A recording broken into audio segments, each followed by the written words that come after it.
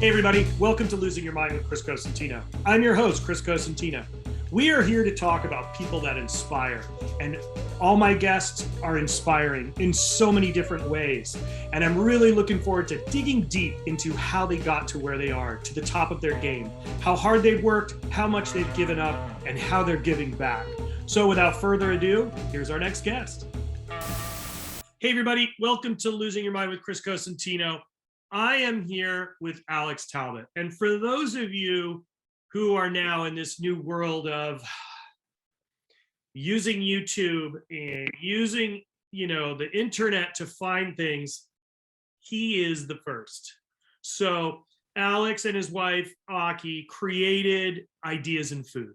And let me tell you, every single one of us would wake up and see or subscribe to see what they were doing next and what was going on. Because, Alex and Aki pushed the envelope back in a time when a lot of us didn't have access to all this media format that we have now. And they were definitely pushing the envelope. So Alex, welcome.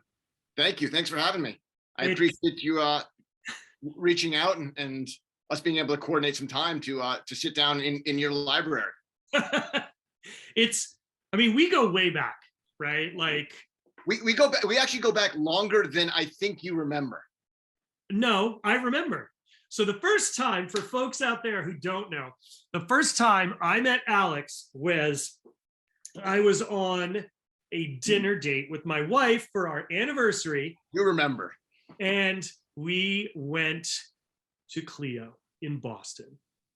And I remember coming into the kitchen and Ken had dialed us out. We were super excited to be there. And I walk into the kitchen and there's Alex wearing a sheepherder's hat. I will never forget that to this day. I was like, where in the fuck did this guy come from? He's got a sheepherder's hat on. And then you could tell the story of where the sheepherder hat came from, but that's a really powerful one, actually. So yeah, the sheepherder hat was actually a hat from Marc Veyrat's restaurant over in France. Ken had gone over there for dining and research and all sorts of stuff and brought me back the hat. And he gave it to me kind of, I think, as a joke. And I put it on and I didn't take it off. Like I worked every service in this Marc Veyrat hat. And, people, and it started to stink and I'd still wear it. I was like, absolutely, man, I'm not taking this thing off. This thing's legit. So I'd stand there and absolutely, I did 24-year-old kid in a Marc Veyrat hat, in Boston. It was crazy. It was good. It was funny. At that time, people now may not know Marc Veyrat, but he was the first real, true, in my mind, first known forager who was picking mountain herbs and doing a really, really special things. Absolutely. I mean, it was. I think we were all influenced by him in many ways. I mean, one of the jokes was Ken came back influenced and was inspired by a lot of the stuff there, but he was using tree branches and all sorts of other stuff as serving vessels that we hadn't even thought of doing in many ways. Remember, one dinner, Ken sent somebody. He was like, "Go outside and get me a tree limb." And you're like, "What?" You have to go run outside and go get a tree limb for the next course. And Ken put it together, and we served whatever it was at the time on this tree limb to a super VIP, and everyone was blown away. And we're like Ken is and always has been a genius of seeing talent and great things and learning from it and then elevating it. I mean, it's been remarkable. It's unbelievable. He's got that Midas touch of just he sees the magic before anyone else can. So let's talk about that. So that was that was a long time ago. 98, 97, 98. So I had been on Martha's Vineyard that year. Right. So from there, you ended up in Colorado, correct? We did. So, but funny enough, so after Clio, and that's where Aki and I met, was at Clio in the kitchen. We went down to Westchester, New York, and puttered about a little bit. And then we actually created, so this is back in 98. We created a catering company, and we called it Amuse-Bouche, where we would do these intimate in-house dinner parties for, anywhere from 4 to 14 people and we'd go anywhere from 4 courses to 24 courses. And at the time, this was nobody was doing this, not at all. And the two of us are doing this incredible, like, again, we were probably 5 to 7 years ahead of our time. Like, later on, these supper clubs and these super cool things, people were like, oh, I need to have it. For us, it was just like, what can we do? So we started that. And then in the off season, we actually ended up going to Martha's Vineyard. So we ran Marco Canora's restaurant. Oh my God. For 2 seasons. That's crazy. So, Yep. Which really ties us both in now, which I forgot that. So when I was on Martha's Vineyard and in Edgartown, yeah, I opened the Coach House for Drew Niemport. Mm-hmm.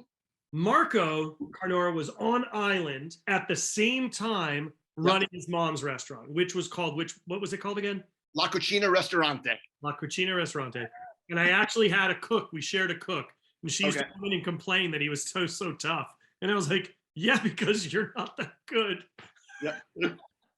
Because, I mean, you talk about a different time. I mean, feels like eons ago. Yep. So how did, like, you're building and working and cooking with different people and seeing things. How did the idea of starting a website called Ideas in Food happen? Because that, if you think about that, that was so far ahead. You were like a gigantic culinary laboratory for the world, and everybody was like, I can't even think about how many times like I've been in the shits and I'm like, yo, dude, what am I doing? What is, why didn't this one work? I mean, between you and Harold McGee, I was always like, man, I screwed something up, or we would figure out something together. And you, I think that's the point right there, is figuring it out together. I think Aki and I, over the years, have been fortunate to work and be around amazing individuals and teams and people. And I think often we kind of I guess lurk or work in the shadows a lot of times. Like and our world has always been to make those around us better. I think we're really good at it. And so if you can kind of see our influence, but we're not like, hey, here we are on Instagram. It's not. It's not us. But I think our real thing was we can everyone we work with, we try and make them better, and yeah, it's great to get patted on the back, and that's part of it for sure. But our greatest secret was that everyone that we worked with we're able to just really grow and blossom and make what they wanted to have happen. I think we still do that to this day. It's just changed a little bit, but I mean, not so much. So Ideas in Food started so after the Vineyard, we then ended up running a country inn up in Maine, in Damascotta, Maine, the home of pemmican oysters. So we before pemmican oysters were this huge thing as well, a small little town. But I was still young. I'm still young and I'd call it ignorant / headstrong. So we went there and we were going to do fine dining in a country inn in coastal Maine. But I had my own stipulations, like, this is Maine, so you should serve lobster. But I was like, fuck that. No, we're not serving lobster because everyone else is serving lobster. Like, I drew a line in the sand. Like, I'm not going to serve lobster. And then I was like, I'm not going to serve steak. So we were dry aging squab in our walk-in instead. Like, those are dumb ideas. Like, to not serve steak and lobster in a country inn, like that's just like that. So eventually we ended up serving steak and lobster in various forms. Like, we deconstructed a ribeye and broke it down into parts and pieces. So we got there. Sometimes I'm really slow at getting there. I make all the mistakes for other people. So then I can tell them later on, I'm like, no, let's just cut to the chase. And I've already screwed this up. Like, this is what you want to do. Like, I don't know, man. It's interesting because we talk about and you and I have had many conversations about food on the plate, and rustic isn't sloppy, and fine dining everything has its place, right? Yeah. but we constantly go back to that idea of taking your ego out of it. And I think that took both of us a really long time to take our ego out of cooking. Oh, absolutely. I think still times it's there. I mean, and you have to step back and be like, oh yeah, probably not. We don't need that. I mean, I don't know. I am the ultimate tinkerer, but yeah, I'm also my own biggest enemy. Like I make things so hard. And then finally, like I've got to strip it away. But even so, I get there. It's just I'm not the fastest on the track team. I'm just not. So let's talk about starting ideas in food. Like we're talking early internet, like 2004. Yep, absolutely. Like a big deal. Like that was a big, holy shit, there's a website where you can go and see new processes, new techniques. And we were all just like, it was like, okay, New York Times, ideas in food. If you read the New York Times on paper, and then you read ideas in food online. Those were the mandatories.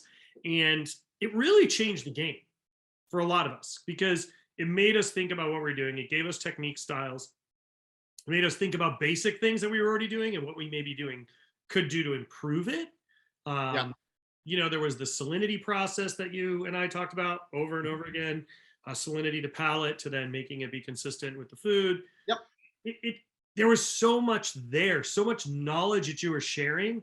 And it was an open forum that hadn't existed before.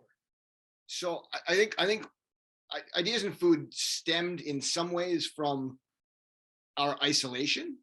It also stemmed from how the internet was kind of developing. But you had forums. You mentioned forums, like eGullet existed at that time. Yeah. And so that would have been my thing. Like somehow we found ways to be really, isolated. So we'd be like in, Martha's Vineyard, not really a populous area, or, rural Maine, or in this place, Pagosa Springs, Colorado. Like there's nobody around. We're flying everything in. So we have no interaction with other cooks, but we're all hungry for ideas. So, your backdrop is thousands of cookbooks. So we would buy, ship in cookbooks all the time, but you'd want more.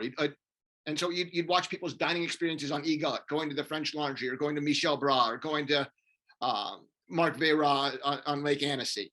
And they'd post pictures or discussions, and that was interesting. And my mind works through connections. Like I connect things all the time. It's just ongoing connections. So I was able to put things together. But as we cooked in Pagosa Springs, the general manager of Kia Grande of the resort was like, "You guys should start a blog, recording what you're doing." And I was like, "What the fuck's a blog, man? That sounds like a bad meal." It does. What'd you have? I went out for a blog. It sucked. Like, no, man. So we looked it up, and we started with TypePad, which is a paid thing, and Aki made sure we used a paid service, because if we were paying for it, we were going to commit to it. If it's free, you're not going to show up. And so we started, and it was like, the first one was like Aki wrote it in straight font, and I wrote it in italics, and we were going to each have our own voice and stuff like that. And that went by the wayside, like the second post we put up there. But we just started recording it was our digital notebook. Like, we are notebook people. I always keep stuff in notebooks over the years, like yellow notebook, the legal pads, and then small little guys. And but we referred to it as our digital notebook, and we were just sharing it. We didn't think anyone's going to look at it really, but we started it just, it was a good place to put it. And we still have ideas in food today, but we publish, for the most part, every day, a post and a picture for 15 years. Oh yeah, I remember. I recall looking at every fucking one, and even the ones like before, like I went backwards and looked at the things that I hadn't looked at before. So it pushed boundaries, like the early websites, like the real, it just made. We asked questions, but we were able to connect with people. Like there were other people that were hungry. So on eGullet, right, you had all of these young chefs of our peer groups, right? So, Sean Brock was like a constant person on eGullet. Grant Achatz was as well. Michael Lascanis, Wiley would swoop in every now and again. Yeah. And you can, and so they connected there, and then they saw ideas in food, and we kind of connected through the website, and then we had conversations offline as well. And it just sort of grew and developed, and people would, say, hey, did you see this? Or did you try this? And our time in Colorado gave us the opportunity to experiment and tinker and explore and share our successes and failures. And that's what it really was. I mean, and having the website itself was the show up to do something and record it. But you said something I think that's really important, whether it worked or not, success or failure. Yeah. And understanding that coming just as much as something comes from success, just even more comes from failure. Oh, it all comes from failure. I mean, I build, so, you can fast forward and go back and forth with this a bit, but we did Ideas in Food became an actual company after a consulting company, and we did our classes and workshops and books, but I referred to it as a failure-based company. Like, we get paid to fail. Like, my greatest successes are my failures, because I make the mistakes so that you don't have to. That's it. I mean, and I can attest to that, because how many times did you come and hang out with me in the kitchen at Encanto? I mean, that was like when I come to San Francisco, it's like, there's one place I'm going to go, like, I'm going to go tinker around. I'm going to stop by and see Chris and bullshit. And like, I think back, like, we were braising freaking sunflowers like artichokes back, 15 years ago, 12 years ago. Yeah. Everybody was like, what? I was like, Alex is coming. I've got sunflowers from Andy. Yeah. I've never, and they were huge, right? Yeah. The big ones. I was like, what was I supposed to get, the small ones? Like, we had no idea, right? Yeah. They're braising these honkers. Yeah, it took forever.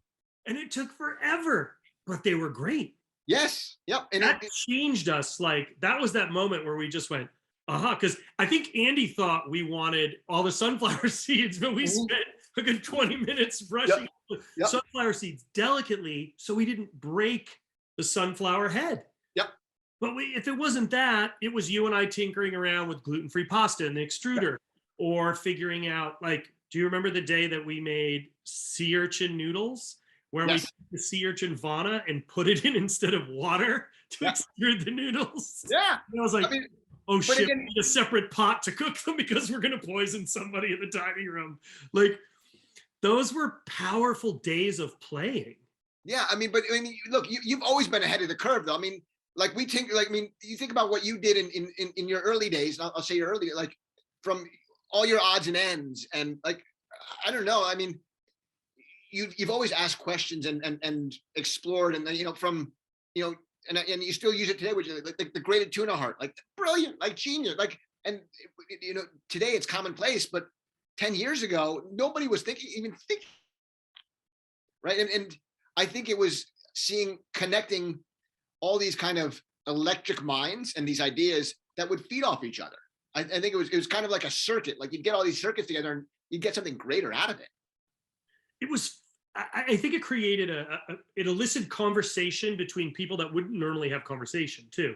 So, like, for instance, that conversation, Sam Mason, Wiley, right? This group of folks that you would think, you would say Cosentino and Mason, and Cosentino would sit there with Wiley. Like, we would have heated debates about things, why they worked, what is that, what does that mean? Because we all wanted to get better at what we do. Correct. Yep. And it created such a unique place for us to have those conversations. And then we all started, everybody started going to Star Chef, and we started teaching and working together there. But I mean, it was such an open playing field at that point. And what Ideas in Food did was in my mind, it brought a lot of us together to then succeed as a whole. I appreciate it. I mean, I really do. And I didn't, as I said, I think our greatest success is not knowing any better about what we do. We didn't realize what we were doing. We were just kind of doing it. And then we were able to make connections, and those connections kind of built on each other. But I think they all stem from an underlying foundation of, I think, curiosity and a want for I guess I would say improvement. Like, can we improve on whatever it is? Yeah, I still have all those pasta recipes that we tinkered with. Yeah. And they're all published now, which is amazing. Like, we were tinkering with some weird stuff back then, some really weird stuff. But the trick I still use to this day in my extruded noodles is baking soda. Correct. Yeah. Because for the folks out there who don't know, this was something that we tinkered with at Encanto with the extruder. Don't add salt to the dough anymore because it gets brittle, but we would add baking soda to the extruded pasta because it keeps it al dente. You alkalize the noodles, henceforth being identical to ramen, which can sit in broth and not overhydrate. So it was a safety net that Alex figured out that we were playing with, and he was like, hey, this is going to guarantee your pasta will always be al dente. It's a great, great tool that I still use to this day. And you know, so here's the good news, bad news on that. So like my always tinkering, I have now pulled baking soda out of my noodles, and I put a good amount of salt back in the noodle. Do you really? I do. I find the salt in the extruding process to make them fragile and brittle. I think too much salt I'm about 0.75% or to 1% salt. And I find it gives it a little, it strengthens the gluten, just like in bread making. That makes sense. I mean, it's an interesting dynamic because it's constantly, absolutely. It's like practice is the process. Well, it's funny because the other day I was talking with Anthony Mangieri, of course, of Una Pizza Napolitano, and he said to me, yeah, I fuck with my dough too much. Still to this day, I haven't just left it alone. And he goes, one day I'll be super stoked, but then I'll tinker it a little bit. The next day I'll be like, God, I don't like it. And he's like, that's just the nature of us to tinker with it. And we get sometimes caught up in our own minds and forget that sometimes if we get it right, we should leave that alone and tinker with other stuff on the side. Well, and I think that's thankfully, so like in current land, with donuts, right? We now have over 24 different doughs that we produce daily. Oh my God. You're crazy. Nothing has changed. So for the world out there who is first meeting Alex Talbot, this is the same Alex Talbot that I met, I'd say about 25 years ago, maybe more. That's close to it, man. So it's amazing to see that drive and that tenacity for education and growth hasn't gone away, because it's a really powerful thing. Like, what you're doing is really forcing yourself and others to grow. Yeah. And people, I mean, it's sort of insane, but yet, and people are like, well, why do you have all these? It's like, well, because I can, part of it, but also like, but each donut has its own purpose, its own purpose. You're looking for different textures and mouthfeels. Absolutely. And, they're going to work differently with toppings or glaze or no glaze. I get it. But from a manufacturing standpoint, that's a fucking nightmare. It is. It is. And people are like, well, but it works, right? I mean, it's like I've got small batches or larger batches, but it all works. They're all on schedules. Great, so we've got 24 plus doughs, 25 odd different glazes to go with it, and then 15, 20 crumbs. Oh my God. So and that doesn't even talk about like the trimmings, which we turn into separate doughs. Oh my God. Nuts. So let's talk about this. How did this come to be? Like, did they just reach out? I mean, this is the original, folks. Yeah, that's the original. Absolutely. Ideas in Food. It's, I love it. Like that one has so much info, and each one of our books is kind of like a building block. I can look at points in time and I say, this was a really good idea, or this is a really good idea that you should probably put back on the shelf though. Like, so Ideas in Food, again, came through connections. It came through. So we'd always wanted to do a book, but like I wanted to do a big fancy chef book with like a gazillion pictures and, all sorts of fine stuff. And This definitely, this for folks out there, for the dyslexic guy that I am, this was definitely not the picture book that I was hoping for.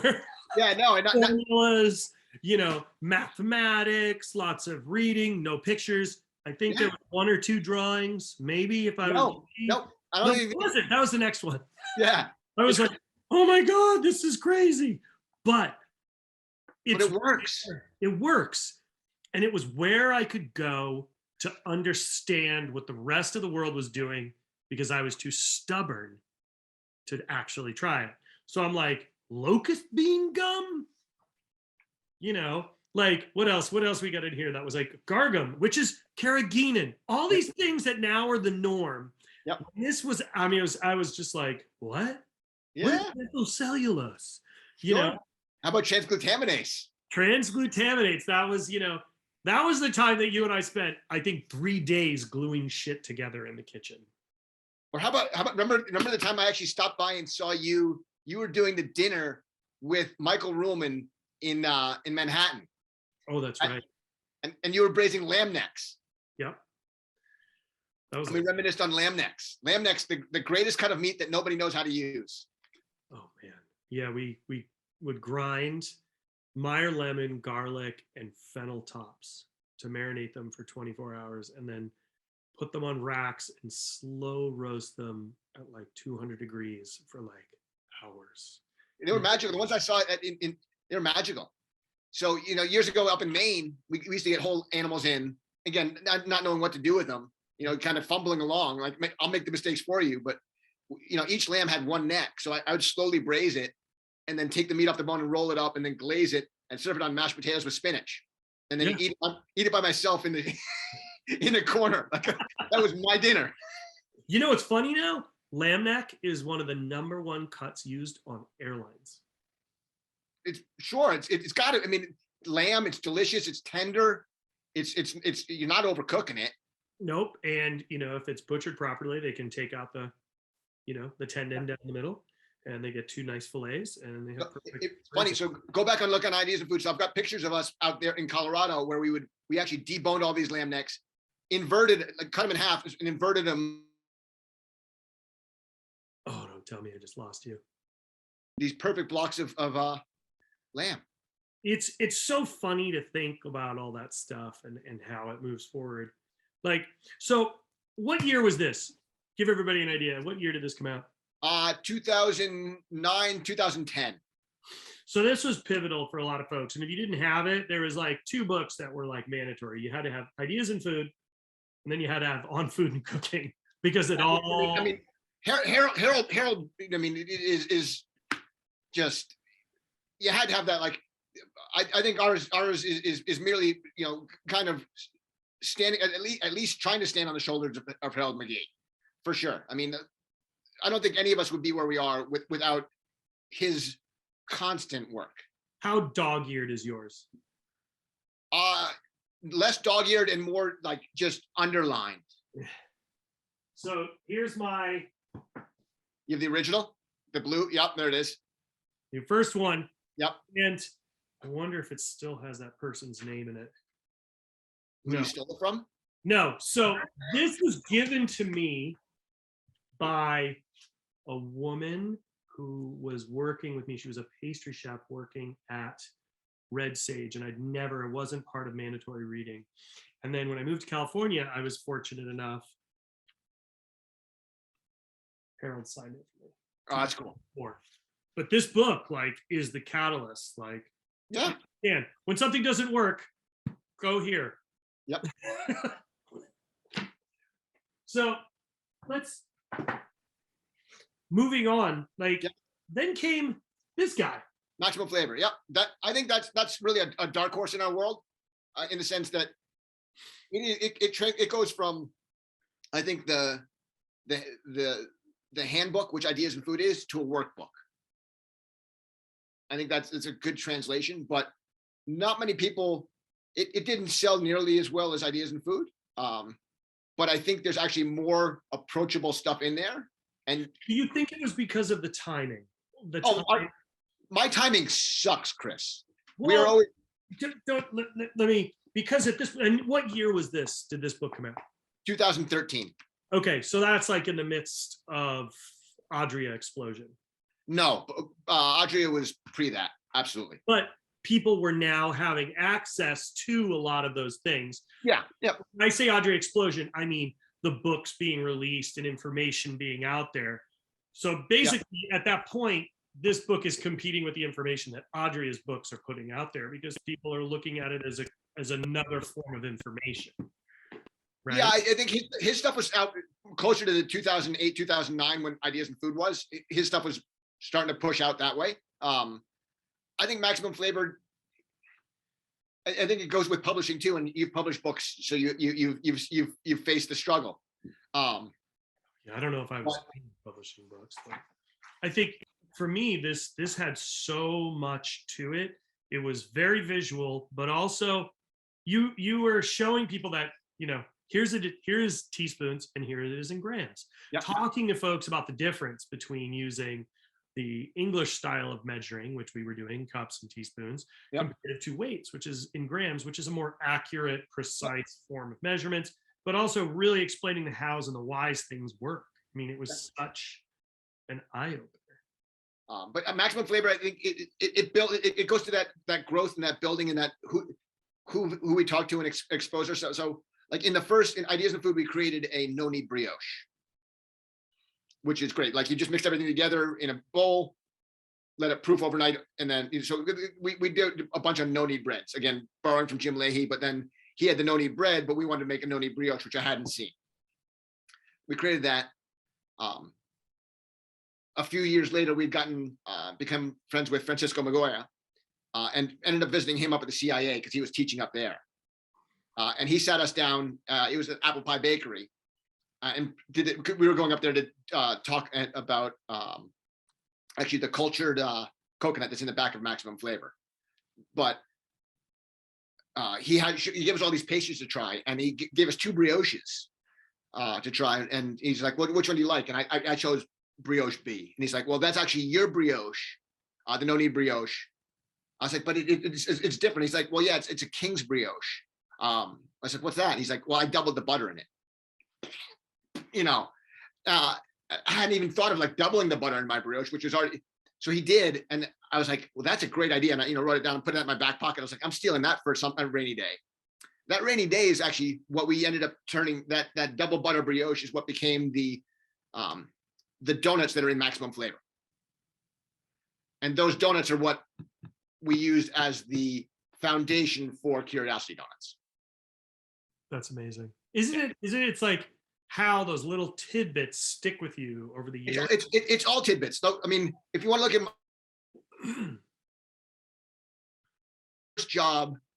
my first job was working at a country club in in Rye, New York. The chef there knew somebody, a buddy of his from the CIA, was Pat Vaccarello, who worked for, at the time it was Maloney and Percelli's, which was a David Burke restaurant. Yeah. So he connected me to, then I started staging on my days off at Park Avenue Cafe. And then that was my first job from the country club to work at Park Avenue Cafe for David Burke and the chaos that was that. But funny enough, Ken Oranger did his externship from the CIA with David Burke at River Cafe. And then I ended up going to work for Ken Oranger. And then Small world. And David Burke is the genius that nobody talks about. Like, for sure. I mean, if you look at his first book, the amount of information that we've all stolen from it is remarkable. Oh, talk about plating. Talk about thought process. Remember him roasting sides of fish in wine boxes? Wine boxes, and he would roast sides of fish in it. I don't even remember that. I mean, he was the guy that he brought the salt block into, he was the one that was aging in the salt block rooms. Yeah. He was definitely still to this day, he's always pushing envelopes. I mean, he was the cheesecake pop before cake pops were a thing. He was serving cheesecake pops on a tree in the dining room. Yes, he always pushed the envelope. Ah, I remember eating dinner at Park Ave and looking at the bottom of my plate, and there was literally it was a flower arrangement piece that they would stick all the flowers in. It was basically yeah, as a needle sticking up yes, exactly. And we put everything in it. Absolutely. everything on it. I was like, what the hell is that? But it was crazy. It was a lobster dish. It was the angry. It was the angry lobster. Yeah. Absolutely. And he was also the most frugal. Like we would serve spinach stems as a garnish for the lamb. Like so some spinach stems you know people were throwing away. He was like, fuck that. That's money, man. You know, and you do a stir fry of that and serve that alongside the lamb. But if you think about it, that is just like grandmas would do. And they would make frittatas from those stems in Italy, right? So it's all crossover, but he was super smart and recognized that and just really, really did it well. He did. I mean, yeah. And then elevated. Yeah. So like, but it's interesting how those people that you touch or touched by, well, that sounds weird, but those people that you've worked for or who inspired you. Who inspired you? Yes. No edits. No edit. You said it. Oh man. So, and you're building on this, and it's not like you just sat on your hands. You've constantly been working. You're constantly pushing the envelope. Yeah. You went from maximum flavor. Yeah. To gluten-free flour power. This was a big one. It was big and it was a fucking dud. Which is ironic considering the world is so gluten-free nowadays. Yep. I think it was ahead of its time and behind its time at the same time. I think part of it was marketing and part of it was just, we're not very good at marketing, Chris. As I said, we're in the shadows, I think, for a reason, or it's our own fault. But yeah, the recipes in it are amazing. We created, 4 different flour blends. I think probably part of it's too complicated, but the recipes are insane. And what's even cooler is each recipe in it, you can actually substitute gram for gram with regular flour. So that for me was the most, like when you sat down and we talked about this, yeah. We had these conversations, that for me was really, really like a big deal. Like you managed to make something that 2 people in the same household could have the same thing, but with 2 different outlets, like final results. And you didn't have to like change recipes or anything. And that was so amazing. That takes a lot of time, energy, and effort to be able to successfully do that. And I mean, there's the pastas that were in here were like the pastas with the what if flour are insane. Like so, and we use those in the extruder as well, and nobody can tell the difference. I think that to me is like, I mean, we had fun. This was when you and I were tinkering, and we were tinkering a lot. Man, I still look back at all those times spending time in the kitchen. They were like, "Who's coming?" Remember Manfred and you sit down front in the window and just like lay out a whole bunch of stuff we wanted to try and things you wanted to see. And, a lot of times I would get stuff in just knowing that you were coming.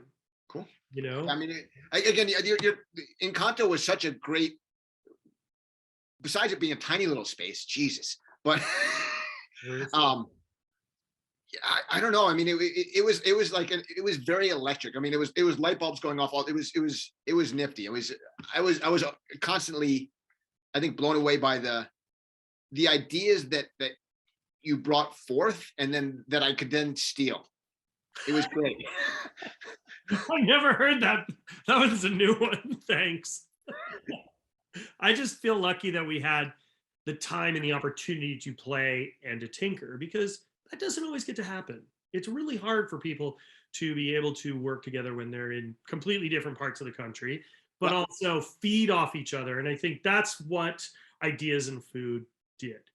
Yes. It started the catalyst. It started the friendships. It built an environment of camaraderie among multiple different chefs that would share information consistently. I think we were lucky to kind of just hop into that swimming pool, and we were all able to kind of tread water together. It was nifty, and we kind of, we were able to kind of all support each other. It made it fun. You know, I mean, you guys really just kept pushing the envelope every day. And whether it was us asking questions or you asking us questions, it always facilitated the next conversation. Well, and I think that's the thing is it is always about the question, right? It's not the answer. The answer is irrelevant for the most part.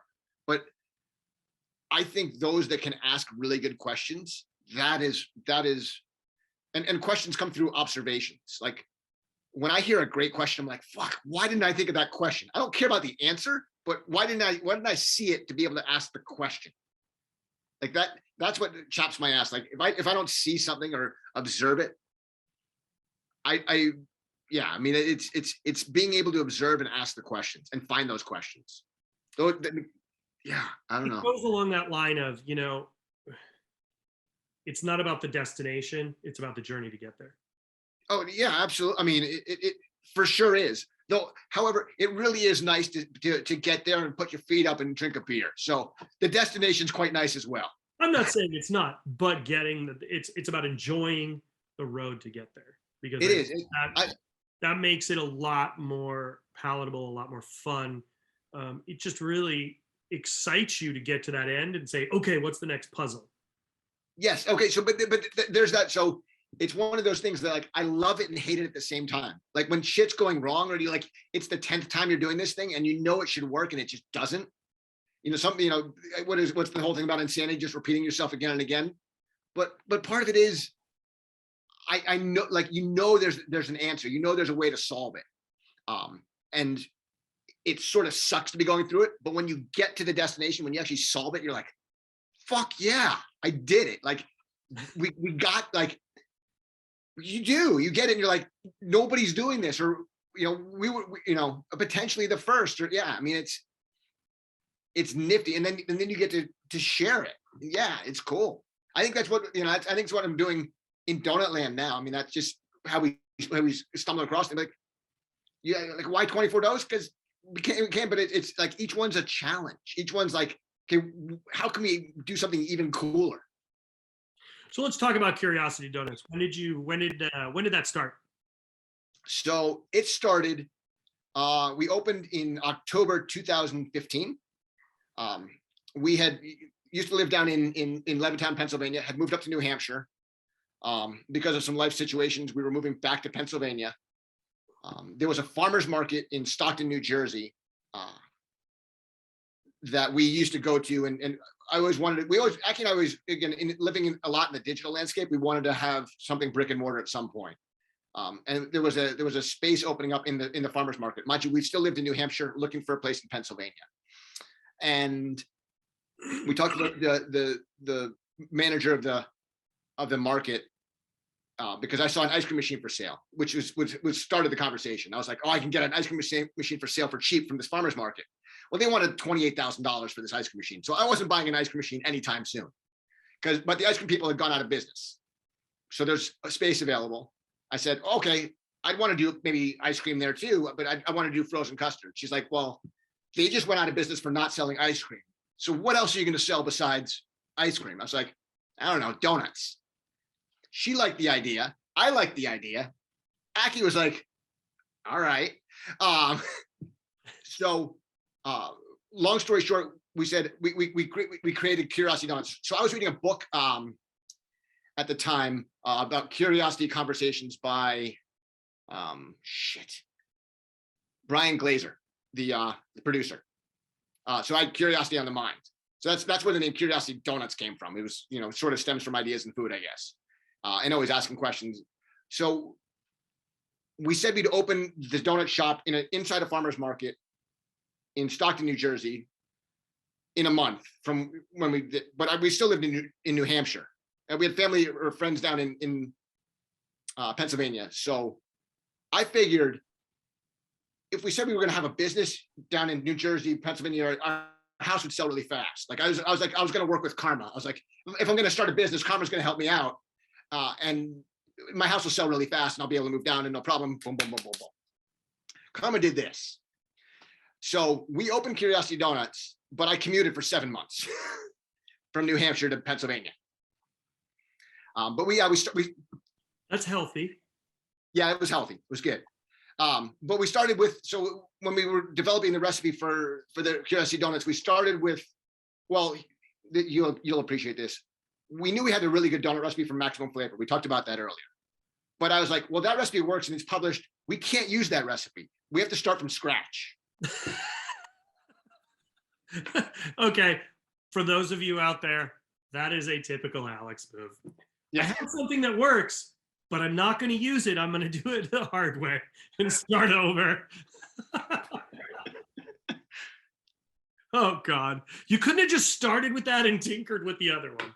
Nope. So I went, I spent, 3 weeks going through all these things. And I finally had a recipe that I was like, this thing's really good. And Aki's like, that's cool. Will you just make the Maximum Flavor donut and do a side-by-side for me so we can just kind of see? So I did. And the Maximum Flavor donut blew away this donut that I thought was so amazing. Like just blew it out of the water. But from the 3 weeks of tinkering, I learned how to expedite the process, and there were some really cool ideas that I did get. So I then reapplied them to the Maximum Flavor donut, and then that's what gave me the initial donut for opening up Curiosity Donuts. So like all the tinkering didn't go to waste per se. Thank goodness. I just took a really long freaking way to get there. You couldn't have taken the shortcut. No, I wouldn't have known how. I wouldn't have known how. Like someone could be like, "This, you'll get there like this." I'll be like, "No, but what if we do it this way?" Yeah, that's definitely I mean, we do it. You're not the only one. We all take the hard roads. I mean, the path is right there. Like you can get to the well. It's right there. But I want to go through the forest and through it's insane. Yeah. Go through the forest, get chased by wolves.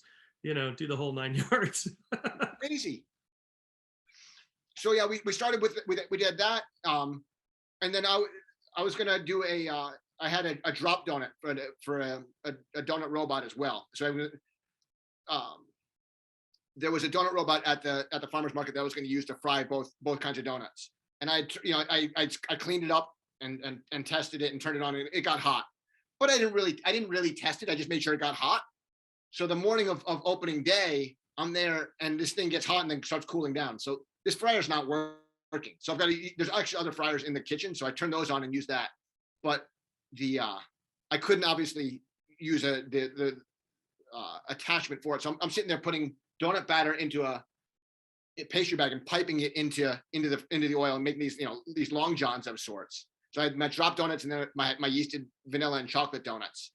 And then we created a marble donut as well. But yeah, I mean, an absolute shit show, but everything was super delicious. But I didn't know what I was doing. I really did. Like I knew parts and pieces, but it really is like the practice and the failures and the mistakes are what allowed me to get better, and the observations. But it's been years, like of just making mistakes. I mean, I think that's all of us. Right. But it's hard, man. And I was thankful, like Tejal Rayo, who now writes for the Times, she was writing for Bloomberg back then. And she knew us from, of all things, Ideas in Food. So she saw that we were opening up a donut shop, and she came down from New York that first weekend and found me in the kitchen, and we talked, and she took pictures, and she tried the donuts and wrote a glowing piece for us from that first weekend in Bloomberg News. And it kind of just opened the floodgates for us at this farmer's market in the middle of freaking nowhere. And then, and now you are where you are now. I know it's crazy. I mean, and that's it. Like I see where we are now, and I'm like, well, but how can I, find? Like I want to grow it, and I seem to, well, I guess people see that you're making 24 different doughs, and they're like, yeah, I'm not into that. But for me, I think it's super cool. Like it's really hard to grow a small business. I mean, that you've experienced it, I'm sure, over the years, but. I don't know, man. I guess if it was easy, everybody would do it. You were hysterical. That's true. I would have to agree with that. So let's do this. We're going to play a game. It's time for rapid fire. You ready? All right. Yeah. Hamburger, hot dog. Hamburger. Ketchup, mustard. Ketchup. A lot more ketchup than I expected. Pizza calzone, Pizza. meatball sausage, Meatball. hamburger, hot dog. Hot dog. I love hot dogs. Hot dogs are great. Grilled or dirty water? Both. Beef or pork? I think a pork. Pasta, noodles. Same. Depends. Ravioli dumplings. Both. Burrito taco. I think taco. Sashimi, nigiri. Nigiri. Sea urchin, caviar. Caviar.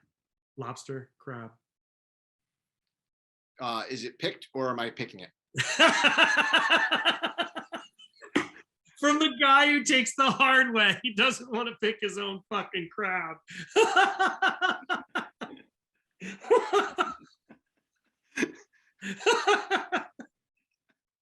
Not what I expected, dude.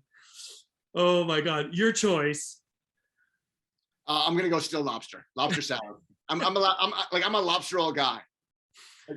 Lazy, the laziest ass way to eat a lobster. I am on it. Okay. Brown spirits, white spirits. Don't drink. You're drinking NA beer though, right? Absolutely. Athletic Brewing Company. Hands down. I'd be like the poster child for him. I've reached out to him. Like, I should be their poster child. I tell everybody. And they're like, who are you?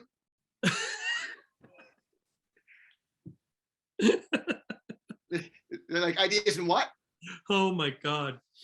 Yeah, man. I get in all their stuff. I got your beer. I mean, but like since like day one. Yeah, I think they're like, I tell everybody, like, and I've tried them all. Like I stopped drinking 10-ish odd years ago. But I used to, I would then find like non-alcoholic beers and I'd put some bitters into it to just up the hoppiness to it. The flavor of it, yeah. Yeah. So for years it was Klaus tolerant. I'd put grapefruit and hops bitters into it. But then I came across Athletic Brewing and it was like, it was the blue can, the first guy that they did, yep. Which was great. But then the Free Wave came out, the orange guy, and then some of their other esoteric, their small batch stuff is really good. Yeah, it changed the game, hands down. I mean, yeah. Favorite barbecue? Really good brisket. Like brisket's a challenge. Like I can't cook a good brisket. I have yet to do it. I can't. Like, and like I'm not gonna say I can smoke a brisket.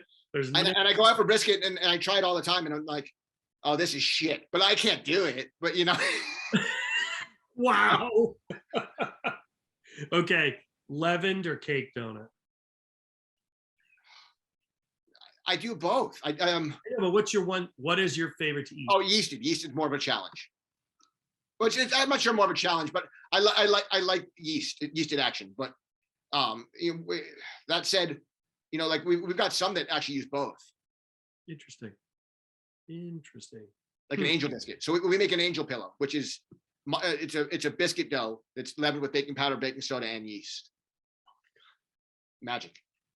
Favorite candy? Strangely enough, the first thing that pops into my head, candy corns. Whoa. Favorite fast food? These days, I would say Shake Shack, man. They're killing it. It's guilty pleasure. Guilty pleasure? Big fucking bowl of ice cream.